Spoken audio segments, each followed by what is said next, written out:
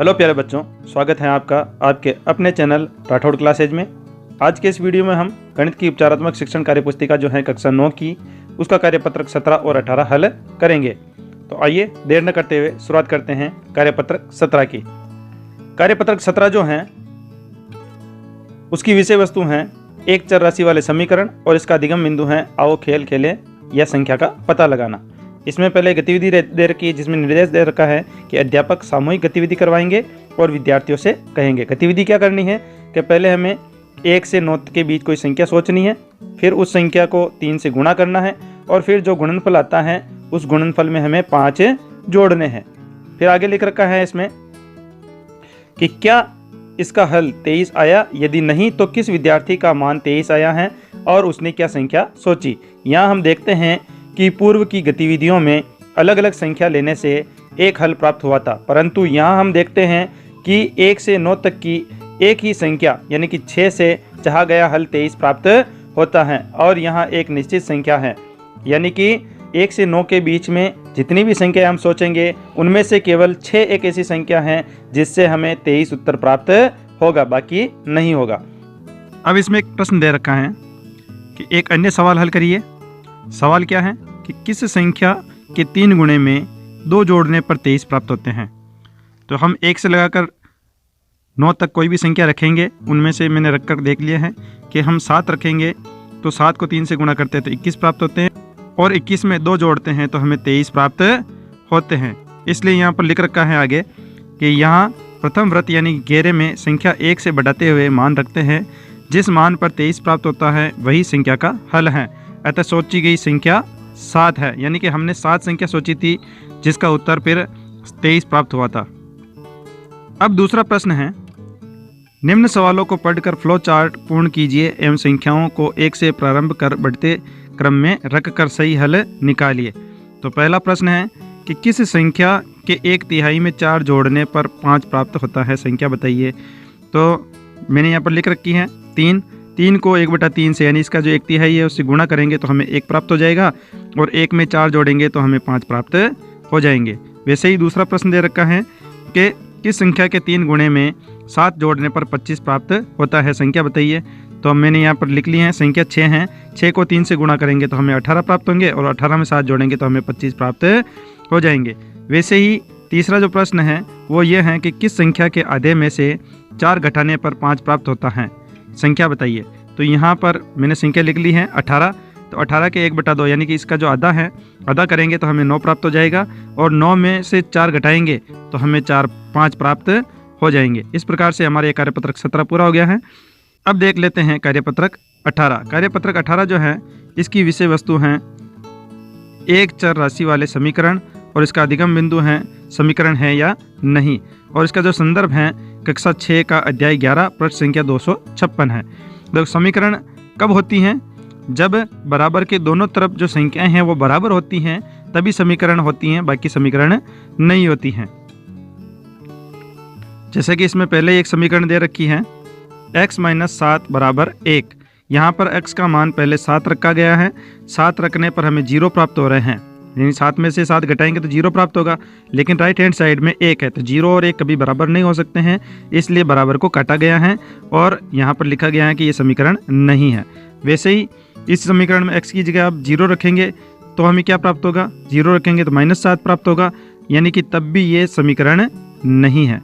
फिर x की जगह हम 8 रखेंगे तो हमें 1 प्राप्त हो जाएगा और राइट हैंड साइड में भी 1 है, इसलिए ये समीकरण है। तो हम यहाँ पर लिखेंगे हाँ या समीकरण है, ऐसे लिखेंगे। फिर आगे एक समीकरण दे रखी है 4 नंबर में कि x + 4 = 0। अब यहाँ पर x की जगह अलग अलग मान दे रखे हैं। पहले x = 0 रखेंगे तो हमें क्या प्राप्त होगा, x = 0 रखेंगे तो हमें 4 प्राप्त हो रहा है, तो 4 और 0 बराबर नहीं है, इसलिए ये समीकरण नहीं है। फिर x की जगह हमें -4 रखना है, x की जगह -4 रखेंगे तो हमें 0 प्राप्त हो जाएंगे, यानी राइट हैंड साइड में भी 0 है और लेफ्ट हैंड साइड में भी हमें 0 प्राप्त हो गए हैं, इसलिए ये एक समीकरण है। तो हम क्या करेंगे, राइट का निशान लगा देंगे या फिर हाँ या है लिख देंगे, ठीक है। फिर आगे एक और समीकरण दे रखी है 4x + 20। अब यहाँ पर x की जगह हमें पहले 0 रखना है, यानी x की जगह 0 रखेंगे तो 4 को 0 से गुणा करना पड़ेगा। अब 4 को 0 से गुणा किया तो हमें 0 प्राप्त हो रहे हैं, लेकिन राइट हैंड साइड में 20 है, इसलिए ये हमारी समीकरण नहीं है। तो हम यहाँ पर नहीं लिख देंगे या क्रॉस लगा देंगे। फिर इस x की जगह हमें क्या रखना है, इसी समीकरण में -5 रखना। अगर -5 रखेंगे तो हमें क्या प्राप्त हो जाएगा, -20 प्राप्त होगा, लेकिन राइट हैंड साइड में तो प्लस के 20 हैं, तो ये समीकरण नहीं हो सकती हैं, तो हम नहीं लिख देंगे या फिर क्रॉस लगा देंगे। फिर x की जगह हमें 5 रखने हैं। अगर हम x की जगह 5 रखेंगे तो हमें 4 पंजे 20 प्राप्त होंगे, और राइट हैंड साइड में भी क्या है, 20 है, इसलिए 20 लेफ्ट हैंड साइड में 20 राइट हैंड साइड में बराबर हैं, तो ये एक समीकरण है, इसलिए हाँ लिख दिया है।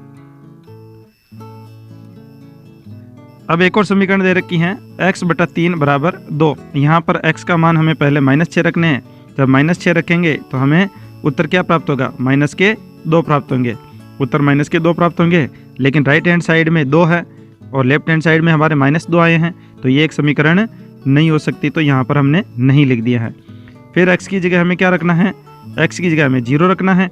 0 रखेंगे तो 0 प्राप्त हो जाएगा, क्योंकि 0 में 3 का भाग लगाएंगे तो 0 होगा, और राइट हैंड साइड में तो 2 है, तो 0 और 2 बराबर नहीं हो सकते हैं, तो ये एक समीकरण नहीं है।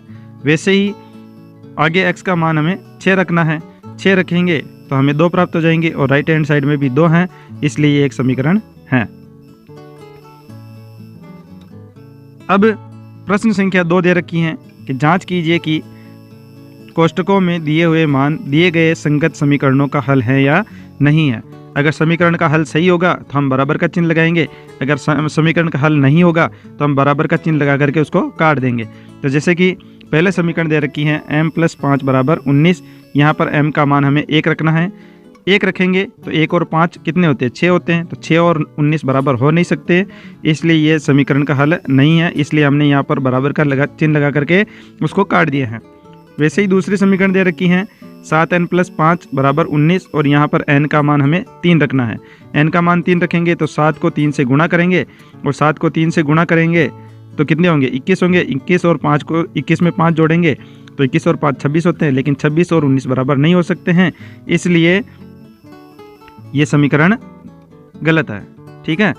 फिर आगे एक और समीकरण दे रखी है तीसरे में 7n + 5 = 19, और यहाँ पर हमें n का मान 2 रखना है। n का मान 2 रखेंगे तो 7 को 2 से गुणा करेंगे, 7 दूनी 14, 14 में 5 जोड़ेंगे तो 19।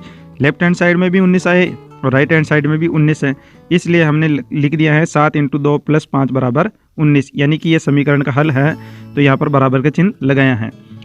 अब चौथा प्रश्न दे रखा है 4x + 4x - 3 = 13। यहाँ पर x का मान हमें -3 रखना है। अब x का मान यहाँ पर हम -3 रखेंगे तो 4 को -3 से गुणा करना है। 4 को -3 से गुणा करेंगे तो -12 प्राप्त हो रहे हैं। -12 और -3 यानी कि -15 हो जाएंगे, लेकिन राइट हैंड साइड में कितने हैं, 13 हैं, तो -15 और 13 कभी बराबर नहीं हो सकते हैं, तो ये समीकरण का हल नहीं है, इसलिए यहाँ पर बराबर का चिन्ह लगाकर उसको काट दिया गया है। अब अगला प्रश्न है 5वां 4x - 3 = 13, और यहाँ पर x का मान हमें क्या रखना है, 4 रखना है। 4 रखेंगे तो 4 को 4 से गुणा करना पड़ेगा, और 4 को 4 से गुणा करेंगे तो 16, और 16 में से 3 को घटाया तो 13, और राइट हैंड साइड में भी 13 है, इसलिए हमने बराबर का चिन्ह लगा दिया है, यानी कि ये समीकरण का हल है। वैसे ही अंतिम प्रश्न है 4x - 3 = 13। अब हमें x की जगह क्या रखना है, 0 रखना है।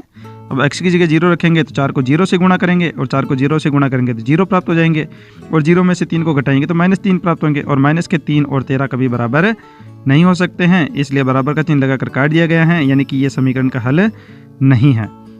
इस प्रकार से आज का वीडियो हमारा पूरा हो गया है। इसमें कार्यपत्रक 17 और 18 पूरे हो गए हैं। अगर आपको वीडियो अच्छा लगा हो तो एक बार वीडियो को लाइक और शेयर कर दीजिए, और अगर आप अभी तक इस चैनल पर नए हैं तो एक बार चैनल को सब्सक्राइब करके बेल आइकन को हिट कर दीजिए, ताकि नए आने वाले वीडियो का नोटिफिकेशन आपको मिल सके और आप उसका लाभ ले सके।